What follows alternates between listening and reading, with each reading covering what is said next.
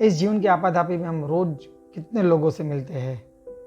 कहीं स्वार्थ होता है, कहीं तो स्वार्थ नहीं होता। और हमें कहीं लोग हमें कुछ न कुछ बोल के जाते हैं, पर हमें कुछ समझ में नहीं आता। या तो कहो तो कुछ बातें समझने लायक रहती है, पर हम अपने ज़िंदगी के उस पड़ाव पर वो बात समझ में आती है जब मुझे हमें ज़रूरत होती है।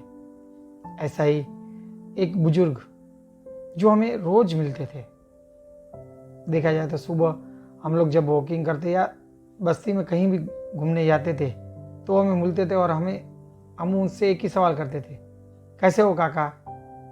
तो वो एक ही जवाब देते थे कि तीसरी रोटी खा के हम जी रहे हैं और मस्त है जीवन में। पहले तो मैं सोच में हो गया, ये तीसरी रोटी है क्या? चलो, रोज जान देने के बाद एक बार मुझे ऐसा लगा कि वो काका नाराज दिखाई दे रहे। तो मैंने उनसे पूछ लिया, मैंने कहा, काका आज क्यों नाराज दिख रहे हो? तो बोले, बेटा कुछ नहीं। बोले, हमारे एक ग्रुप में एक हमारे साथी है जो वृद्धाश्रम जा रहे हैं। मैंने आपको कहा, तो आप नाराज क्यों हो रहे हो? वो वृद्धाश्रम जा रहे हैं। नहीं बेटा, नाराजगी वो नहीं है। आज वो कुछ भी है तो वो हमारा मित्र है, हमारे साथ रोज बैठता है। जब से तेरी काकी का स्वर्गवास हुआ है तो मेरा नित्य नियम हो गया है कि मैं रोज बगीचे जाता हूँ, शाम को बैठता हूँ ओटे पे और फिर मंदिर होके घर पे वापस आता हूँ। तो ये हमारे मित्र हो गए, हमारे परिवार हो चुका है। तो काका कहाँ बात रुक गई है? आपको घर में परेशानी है? तो काका ने कहा, नहीं, घर में तो मेरा सब जन ख्याल अच्छे से रखते हैं और वो सब कुछ मुझे देते हैं जो मुझे चाहिए होता है। तो काका ये आप रोज क्यों कहते हैं कि तीसरी रोटी से मैं काम चला रहा हूँ, अपना मस्त सी जिंदगी मजे से कट रही है?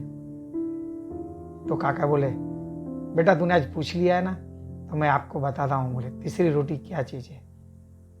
हम जिंदगी में 4 प्रकार की रोटी खाते हैं। अब आपको मैं पहली रोटी क्या होती है मैं आपको बताता हूँ। पहली रोटी होती है माँ की, जो रोटी वात्सल्य और ममता भरी होती है, जिससे पेट भर जाता है पर मन कभी नहीं भरता। तो फिर मैंने कहा, बात तो काका सही है एकदम। और दूसरी रोटी? तो बोला, दूसरी रोटी बेटा पत्नी की होती है, जो समर्पण भाव की होती है, जिससे मन भी भर जाता है और पेट भी भर जाता है। और उससे कभी ऐसा नहीं होता कि एक दिन भी पेट न भरा हो। काका आपने बात तो सही कही एकदम। हाँ, और तीसरी रोटी क्या होती है? बोले, तीसरी रोटी पुत्र वधू के हाथ की, पुत्र की पत्नी के हाथ की, जिसमें कर्तव्य होता है, पेट तो भर जाता है, मन भी भर जाता है और वृद्धाश्रम के जाने के डर से भी अपन बच जाते हैं।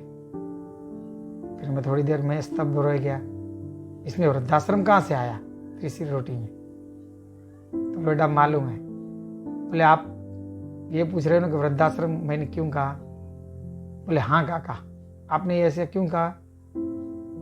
बोले, आप तीसरी रोटी की समझोगे, चौथी रोटी की बात समझोगे ना, तब आपको तीसरी रोटी के बारे में पता चलेगा।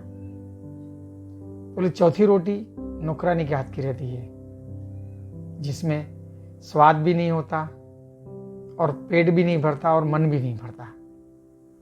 सिर्फ हम जीने के लिए खाते हैं। भगवान करे ऐसा किसी का समय ना आए।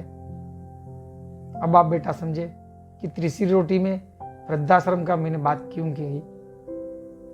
बोले, इसलिए कि घर में अगर पत्नी खुश हो, पुत्र वधू खुश हो, तो पुत्र भी खुश रहेगा, जिससे हमारी बहुत सी परेशानियां खत्म हो जाती है।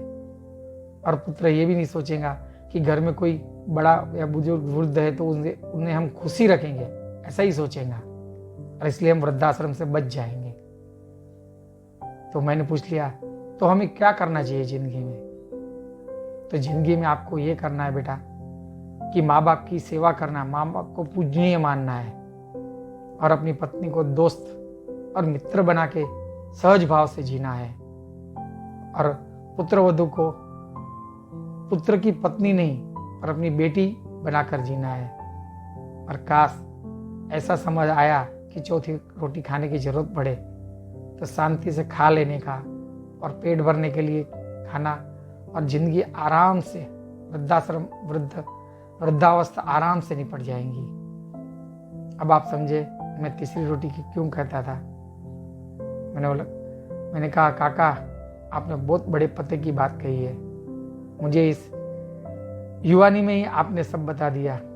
आपका बहुत बहुत धन्यवाद। तो मित्रों, ऐसी बातें रहती है जो हमें बड़े बुजुर्ग बड़ी आसानी से कहते हैं पर हमें समझ में नहीं आती। आज वो मुझे इस अवस्था में समझ आई। मैंने अंकल का बहुत बहुत धन्यवाद कहा और ऐसे ही अच्छे अच्छे विचारों के साथ हम अगले रविवार फिर से मिलेंगे। तब तक के लिए जय श्री कृष्ण, धन्यवाद।